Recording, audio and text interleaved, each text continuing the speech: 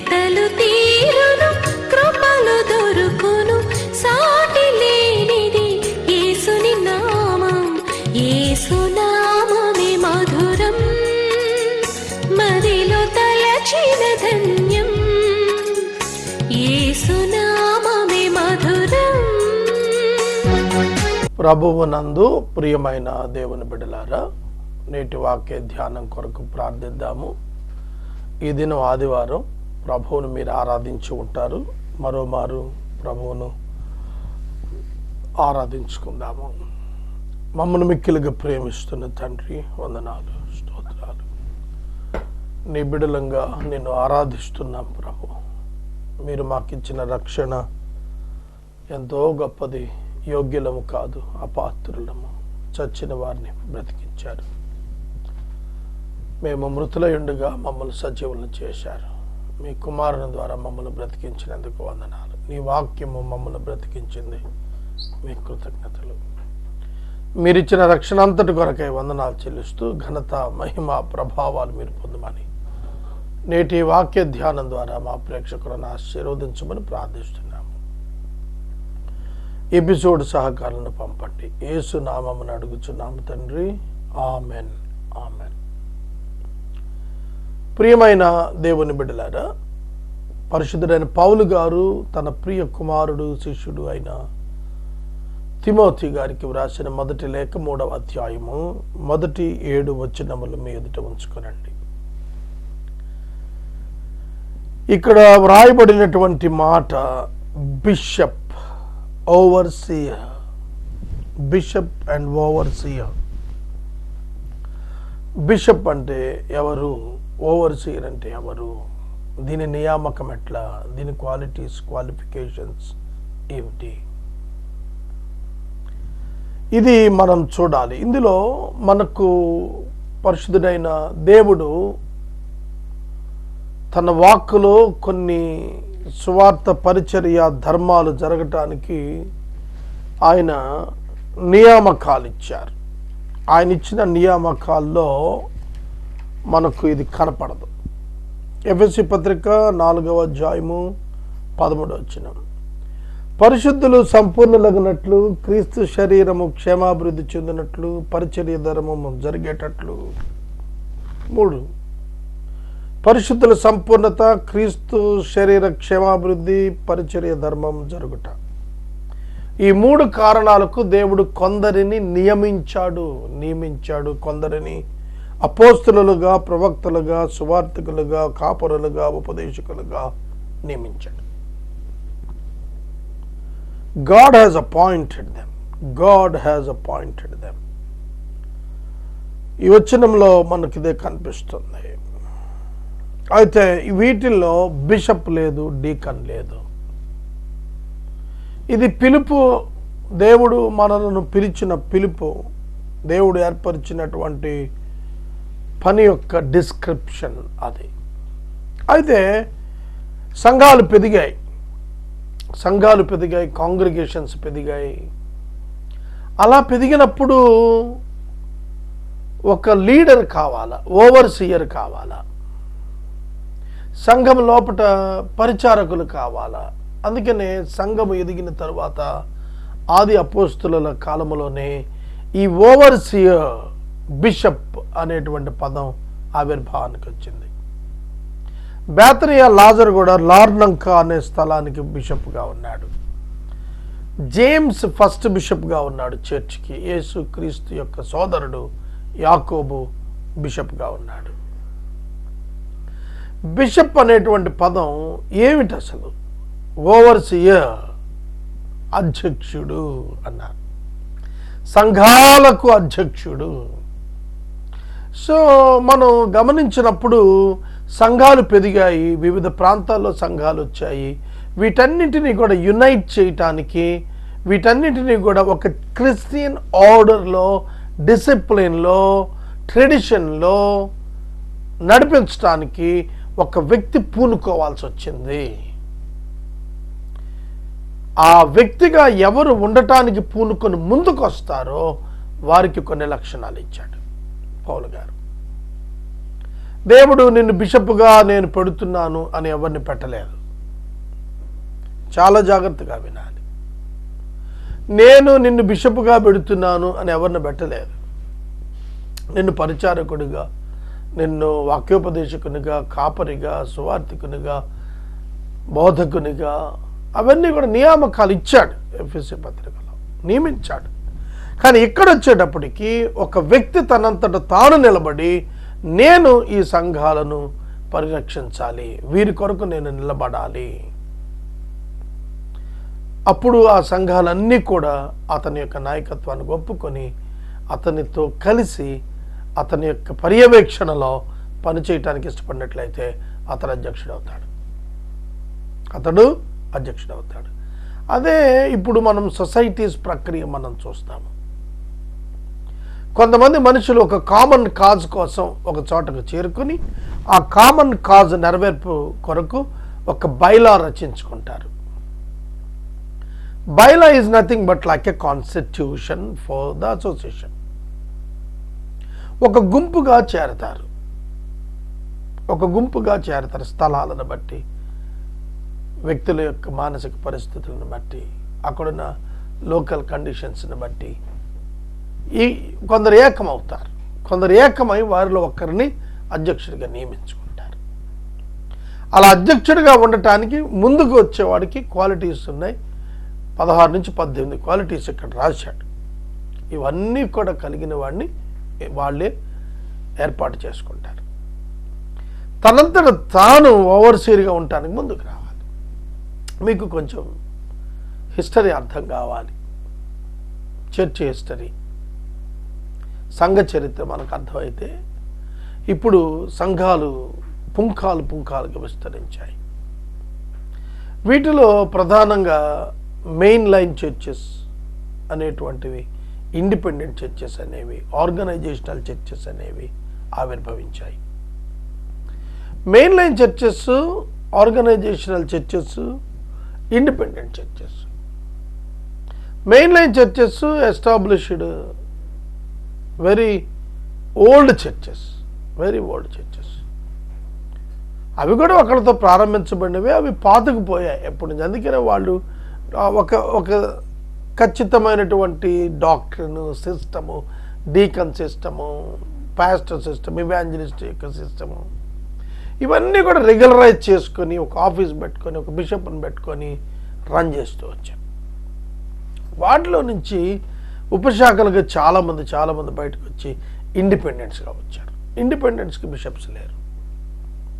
అప్పుడు అసోసియేషన్స్గా, గ్రూప్స్గా ఏర్పడి ఆ గ్రూప్సే యొక్క అధ్యక్షులే బిషప్స్గా ఆవిర్భవించారు.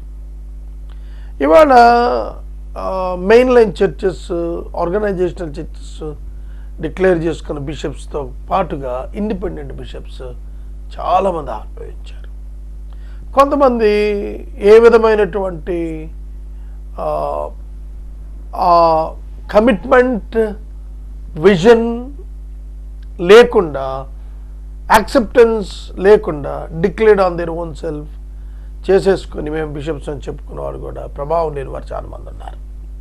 అందుకే కన్ఫ్యూజన్ వస్తుంది ఈ దినాల్లో. కొంతమంది అయితే దీని దుర్బుద్ధితోటి 10,000కి 20,000కి సర్టిఫికెట్లు అమ్ముకుంటున్నారు.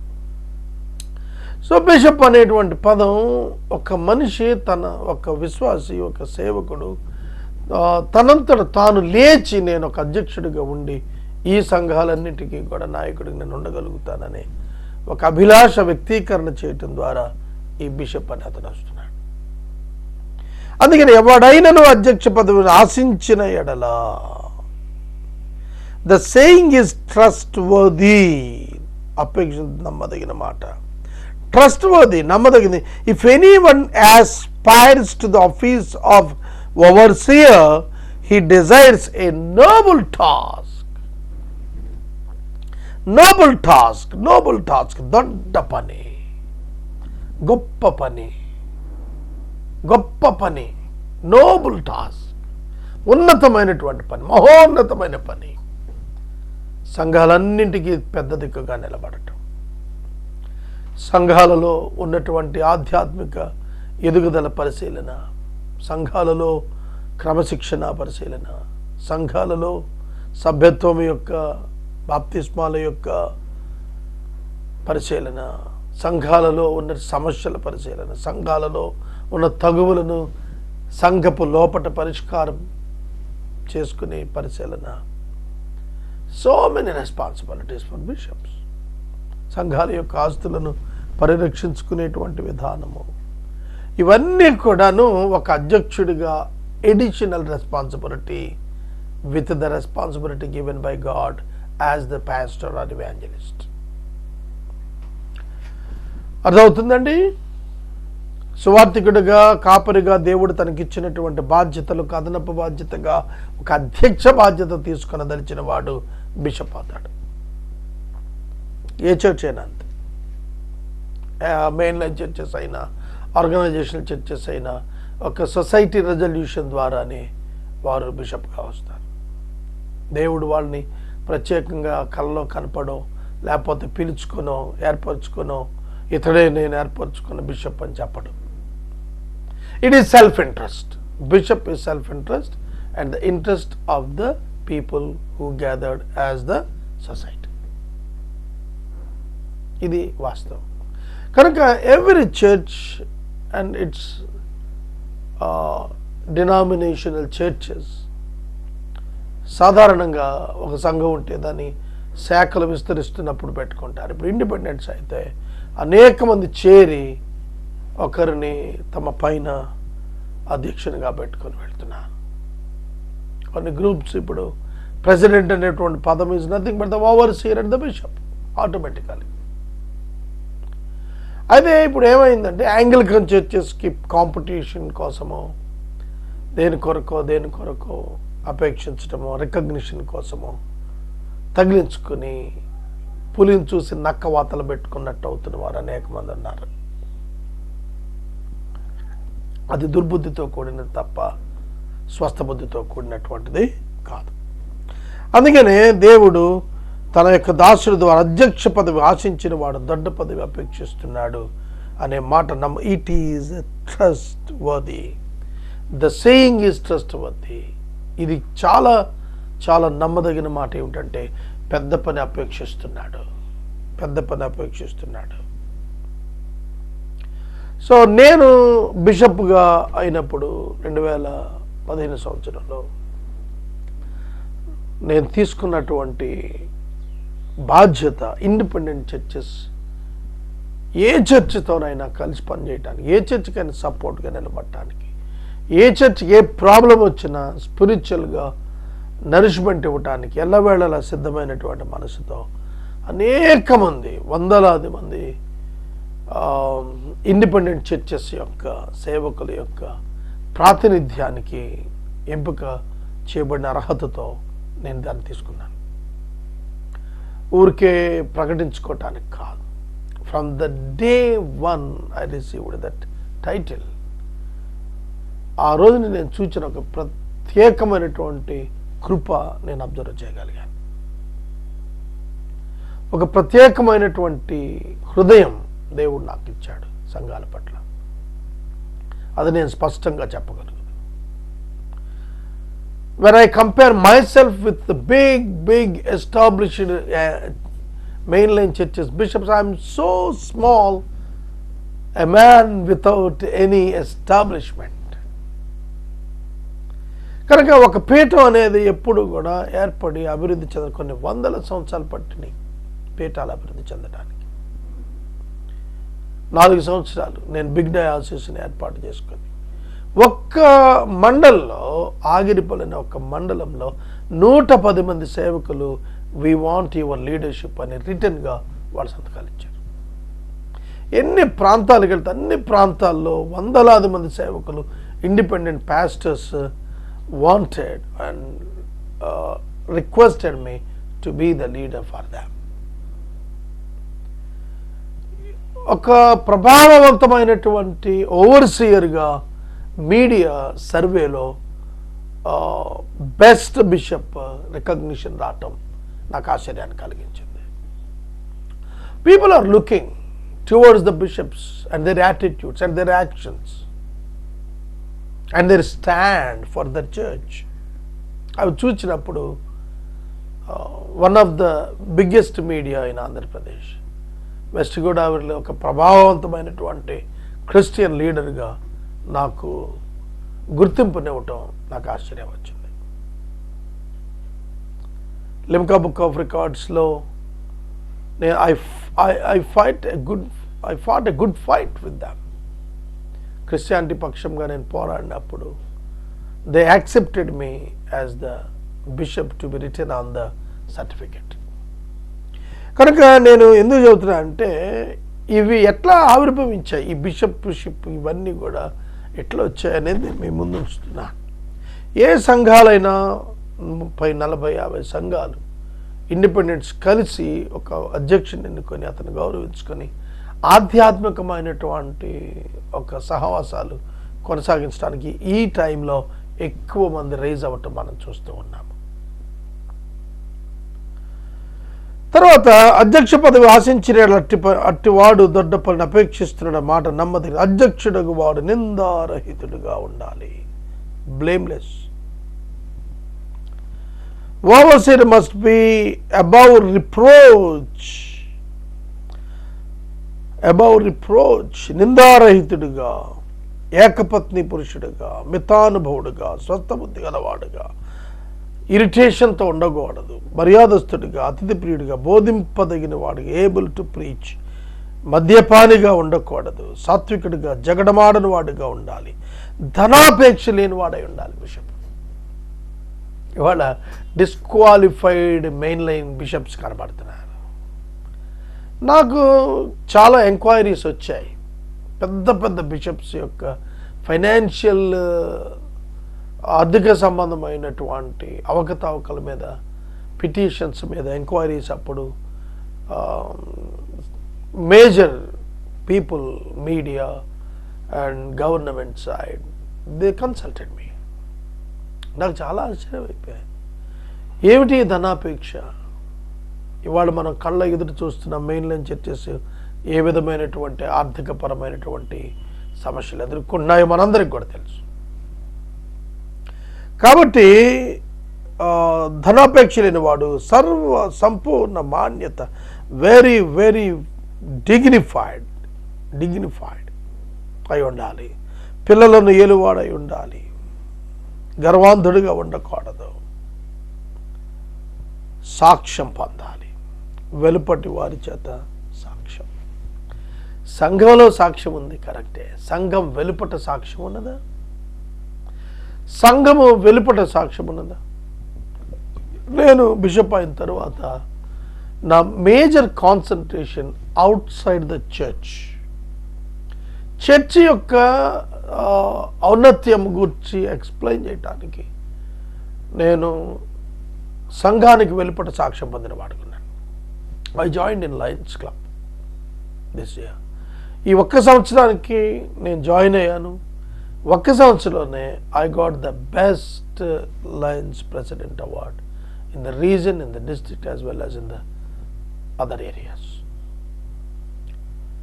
So everybody put their focus on me. Who is this man? ఎవరైనా ఎందుకు ఈయన ఇలా చేస్తున్నారు? That is the commitment. అదే నాకు దేవుడు ఇచ్చినటువంటి ఆ యొక్క కమిట్మెంట్ చొప్పున I have proved the bishop among the Gentiles. అన్యుల ఎదుట ఒక సేవకుడిగా నేను రుజువు చేయగలిగాను.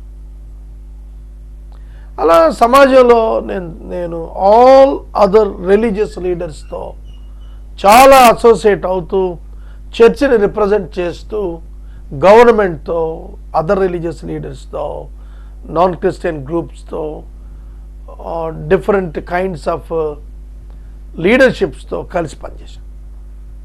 సెంట్రల్ గవర్నమెంట్తో, స్టేట్ గవర్నమెంట్తో, లోకల్ అఫీషియల్స్తో, లోకల్ గవర్నమెంట్స్తో. అందుకే నాకు ఆ ఇంపాక్ట్, ఆ బిషప్ అనే దాని దగ్గర నాకు రికగ్నిషన్ వచ్చింది. ఒకళ్ళిద్దరు విమర్శించిన వాళ్ళు లేకపోలేదు, వాడేం బిషప్ అని. But after I got all the records and gold medals and everything, titles, people accepted me. ప్రజలు అంగీకరించారు. ప్రూవ్ చేయటానికి దేవుడు సహాయం చేసుకున్నాడు, సహాయం ఇచ్చాడు. కనుక నేను మనవి చేసేది ఏంటంటే గర్వాంధుడిగా ఉండకూడదు. You can watch me very simple. చాలా సాధారణంగా సామాన్యుల్లో సామాన్యునిగా నేను కలిసి వెళ్తాను. నేను డ్రెస్ కోడ్ కూడా అందుకే దాని కొరకైన ఒక స్పెషలైజ్డ్ డ్రెస్ కోడ్ నేను అప్లై చేసుకోలేదు. వెరీ సింపుల్ రికగ్నిషన్, ఒక చైన్ ఒక రింగ్ పెట్టుకొని only for the recognition of the people who are recognising the bishop only through the traditional recognitions. సమాజపరమైన గుర్తింపుల కొరకు గుర్తించుకునే వారి కొరకు పెట్టినదే తప్ప ప్రజలకు నేను అన్నట్టు దూరంగా పోలేదు. గర్వం రాలేదు. మంచి సాక్ష్యం వచ్చినది. మంచి సాక్ష్యం. ఏకపత్ని పురుషునిగా, మితానుభవుడిగా, స్వస్థబుద్ధి కలిగిన వారికి, నాట్ టు ఇరిటేట్, మర్యాదస్తుడిగా, మర్యాద ఇచ్చేవాడిగా, పుచ్చుకునేవాడిగా. నేను ఈ బిషప్ కాన్సిక్రేషన్కి ముందు నా ప్రవర్తన, ఆ తర్వాత నా ప్రవర్తనకి చాలా స్పష్టమైన గుర్తింపు నేను చూశాను. నా ఫ్యామిలీ చూడగలిగింది, అందరూ చూడగలిగారు. ఆ బాధ్యతలు మనల్ని ప్రభు యొక్క సేవలో చాలా ఉన్నతంగా నిలబెడతాయనేది నాకు అర్థమైంది. ఒక సేవకునిగా నేను ఇది చేయదగుదునా? I can't do this. ఈ విధంగా నేను బ్రతకలేను, ఈ విధంగా నేను ఉండలేను. నేను మా నాన్నగారితో ఎక్కువ షేర్ చేసుకుంటాను నా పర్సనల్ లైఫ్లో నాకు ఎదురవుతున్నటువంటి టెంప్టేషన్స్, ప్రాబ్లమ్స్.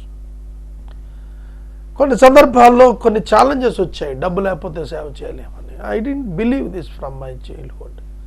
నేను దాన్ని నా బాల్యం నుండి కూడా నమ్మలేదు. డబ్బుతోనే సేవ జరుగుద్ది అనేది నా దగ్గర ఈ 30 ఏళ్ళ సేవా జీవితంలో ఎన్నడూ లేదు. దేవుని వల్ల అవుతుందని నమ్మాను, కానీ డబ్బు అవసరత ఉంది కాదనలేదు. కానీ డబ్బుతోనే మినిస్ట్రీ అవుద్ది అనేది నేను ఒప్పుకోలేని సత్యంగా ఉన్నది. చేతులు పరిశుద్ధంగా ఉన్నాయి. ఎక్కడ డబ్బుతో అక్రమమైన లైఫ్ లేదు. Zero balances. నాకు కూడా ఉండదా? కోటీశ్వరుని అయిపోవాలి, మల్టీ మిలియనర్ అయిపోవాలి, ఆ కారు కొనాలి, ఈ కారు కొనాలి, ఆ బిల్డింగ్ కట్టాలి, ఈ బిల్డింగ్ కట్టాలి, ఆఫీస్ కట్టాలి, కట్టడి, అన్నీ ఉన్నాయి, అన్నీ ఉంటాయి. కానీ వాటిల్లో దేనిలో కూడా నేను పడిపోలేదని నేను మనం చేస్తున్నాను. నేను ఒక స్టూడియో కట్టుకోవటానికి ఐ పర్చేజ్డ్ ఓల్డ్ బ్రిక్స్. ఒక ఇల్లు పడగొడితే అందులో 100 సంవత్సరాల క్రితం వాడిన ఇటుకలు వాడాను నేను స్టూడియో నిర్మాణానికి.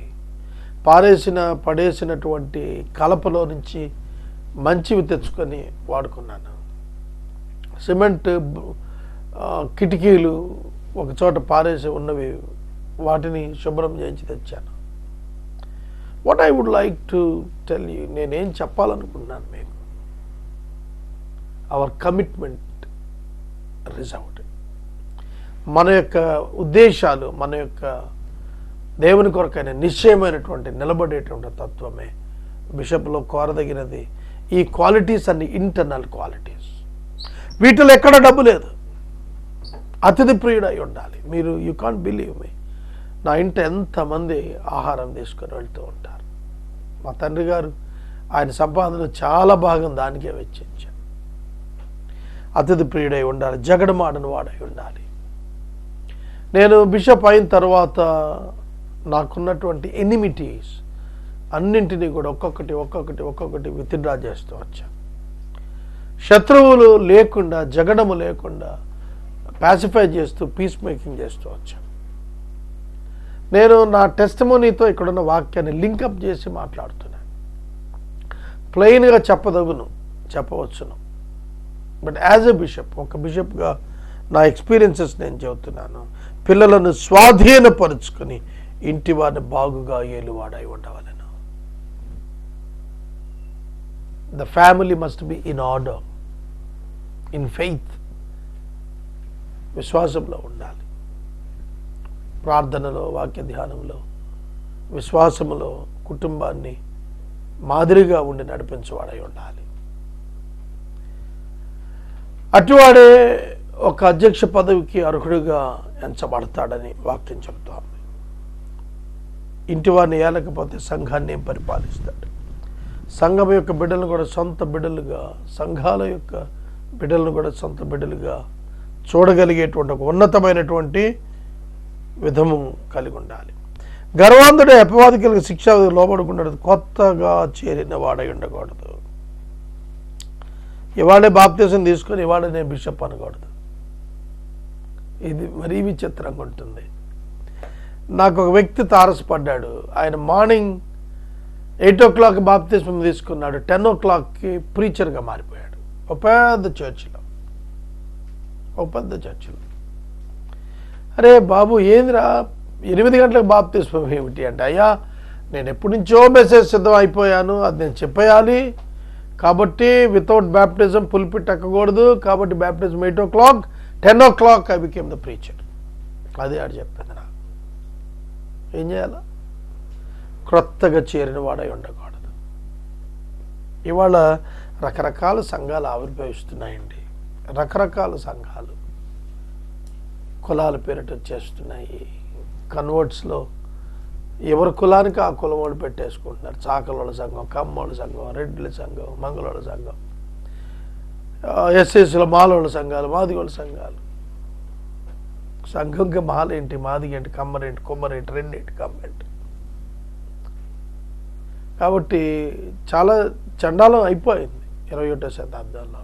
వాటి మధ్యలో ఒక నాణ్యతతో కూడిన సేవ చేయటానికి, ప్రజల్ని ప్రభు దగ్గరకు రాబట్టడానికి, అపాలజెటిక్స్ చేయటానికి, సంఘం కొరకు విశ్వాసాన్ని గురించి ఘనంగా చెప్పగలిగే స్థాయిలో ఉండటానికి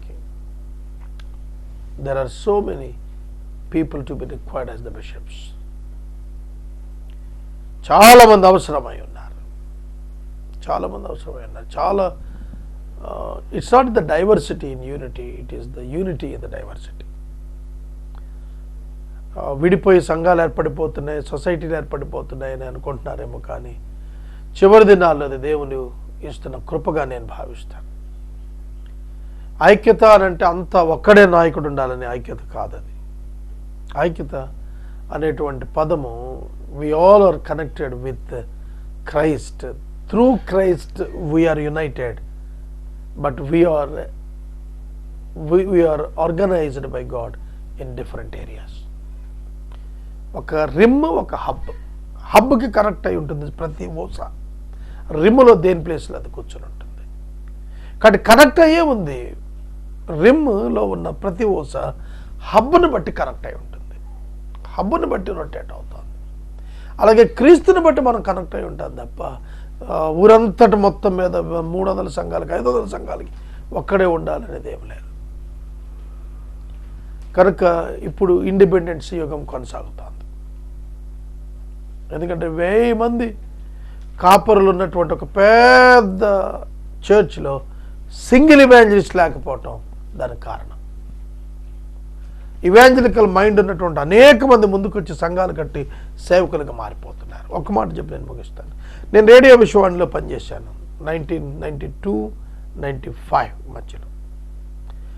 ఆ 3-4 సంవత్సరాల పీరియడ్లో మేము ఒక అనౌన్స్మెంట్ ఇచ్చేవాళ్ళం రేడియో విశ్వవాణిలో, వీ డోంట్ స్టార్ట్ చర్చెస్. మేము సంఘాలు పెట్టము, ఎందుకంటే మరి స్థానిక సంఘాల దగ్గర డబ్బులు తీసుకుని వెళ్ళేవాళ్ళం కదా. అందుకనే మేము సంఘాలు పెట్టము అని చెప్పి చెబుతూ వచ్చాం. ఆ తర్వాత ఎమిల్ జబాద్ సింగ్ గారు చనిపోయిన ముందు తర్వాత కూడాను ఫౌండర్ ఆయన రేడియో విశ్వవాణి ఆర్గనైజేషన్. ఆయన చనిపోయిన తర్వాత ఎక్కడైతే వాళ్ళు రేడియో ద్వారా, సువార్త ద్వారా సేవకులను పంపించి అక్కడ సంఘాలు కట్టారో, అక్కడ వేరే సంఘాలు లేని కారణంగా వాళ్ళే సంఘాలు పెట్టారు. అందుకే అక్కడ పాస్టర్స్ కూడా వచ్చారు. ఐఏఎం కూడా అంతే. ఐఏఎం కూడా ఇవాంజలికల్ మిషన్ అయితే తర్వాత సంఘాలు వచ్చాయి. ఏదైనా అంతేనండి, ప్రారంభంలో ఏదైనా అట్లాగే ఉంటుంది. సువార్తతోటే స్టార్ట్ అవుతారు, ఆ తర్వాత సంఘాలు పెరుగుతాయి, ఆ తర్వాత చర్చెస్గా మారుతాయి, ఆ తర్వాత ఆర్గనైజేషన్గా మారుతుంది, ఆ తర్వాత డయాసిస్గా మారుతుంది. It's all the time being process. కాబట్టి ఇప్పుడు నేను బిగ్ డయాసిస్ స్టార్ట్ చేశాను. నా బిడ్డల కాలం వచ్చేటప్పటికి నేను 4 ఏళ్ళు 5 ఏళ్ళు అవుతుంది నేను స్టార్ట్ చేసి. ఇంకొక 50 ఏళ్ళకి 100 ఏళ్ళకి కొన్ని వందల సంఘాలు, ఒక ప్రతిభావంతమైనటువంటి ఒక ప్రభావవంతమైనటువంటి ఉన్నతమైనటువంటి సేవ గుర్తింపబడే విధానాలు ఖచ్చితంగా వస్తాయి. ఎందుకు రావండి? ఒకప్పుడు లూథరన్ చర్చ్ అంతే, సిఎస్ఐ చర్చ్ అంతే, మెథడిస్ట్ చర్చ్ అంతే. ఇట్స్ బిగినింగ్లో ఏమి లేవు.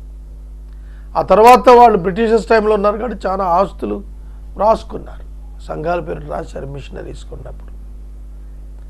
మరి లోకల్గా వచ్చిన వాళ్ళు 100 గజాల్లో 200 గజాల సంఘాలు ఎందుకు కడుతున్నారు? 1000 సంఘం ఉన్నవాడు 3000 సంఘం ఉన్నవాడు కూడా ఎకరంలోనే కట్టుకుంటున్నాడుగా, 1000 ఎకరాలు కొనట్లేదుగా.